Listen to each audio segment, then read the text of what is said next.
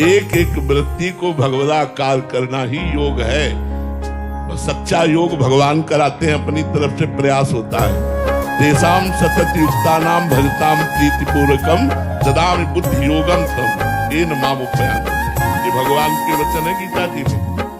तेषाम सतत युक्तानाम, जो मेरे से युक्त होकर सतत प्रेम पूर्वक मेरा भजन करता है, मैं उसकी बुद्धि को योग प्रदान कर देता हूँ। जब तक अशुभ नष्ट नहीं होंगे तब तक बात नहीं बनेगी। करो तो शुरू तो करो, तुम शुरू करो, व्यवस्था हो जाएगी। पहले पाप नष्ट होगा, पहले अनर्थ की निवृत्ति होगी, तब तक तुम्हें सहना होगा।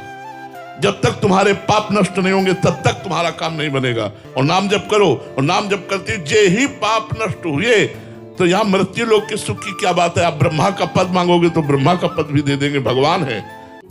अहंकारी देहाभिमानी जीव भगवान की शरण में नहीं जाता, इसलिए भटकता रहता है। यदि भगवान की शरण में हो जाओ तो भगवान जैसे माँ अपने बच्चे को कब क्या चाहिए ये पता है, पहले से व्यवस्था करती है, ऐसी भगवान व्यवस्था करते हैं। करो सदा तिनके रखवारी, जिम्मे बालक राखे महतारी। महाराज जी, स्वार्थ की पूर्ति के लिए हम नाम जप करना शुरू किए। बिल्कुल करो। 1-2 महीने बाद ही कहते हैं कि अभी फर्क नहीं, जब तक अशुभ नष्ट नहीं होंगे तब तक बात नहीं बनेगी। गंगा किनारे किनारे तो कई दिन भोजन नहीं मिला, तो भूख मिटाने के लिए बालू खाए। ऐसे बालू मुंह में रख के गंगा जल से उतारा कि कुछ तो पेट में जाए। मालिक की शरण में हो जाए तो सब यार।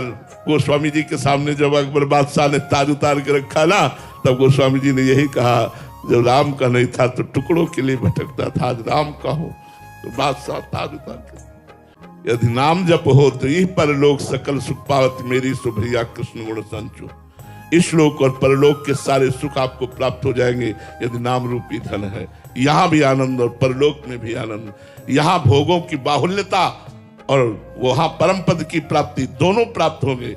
जो जो भगवान की शरण में गए, आज तक बताओ ऐसा रहा हो कि भगवान ने उसे दुखी किया हो तो बताओ। ये जितना नाना तो ये सब झूठा है।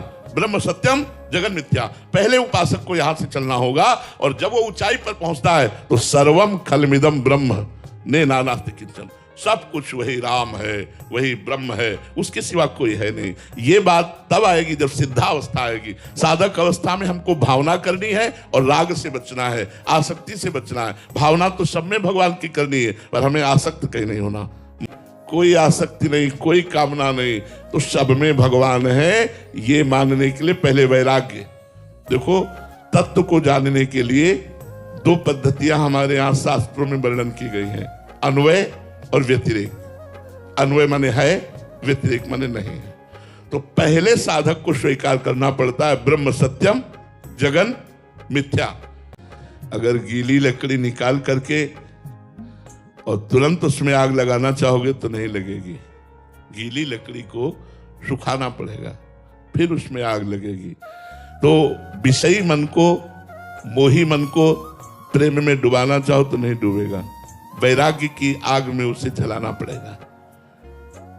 भगवान आदेश करते हैं, एक एक वृत्ति श्री कृष्ण को अर्पित। एक एक वृत्ति कृष्णाकार है, भगवदाकार है। ये में न जाने पर कान है कि प्राण है। प्राण भय कान में, कान भय प्राण, प्राण में कान समा गए, काना प्राण ही हो गए। ही में न जाने पर कान है कि प्राण है। प्राण भय कान में, कान भय प्राण में, ही में न जाने पर कान है कि प्राण है। योग का तात्पर्य है भगवदाकार वृत्ति।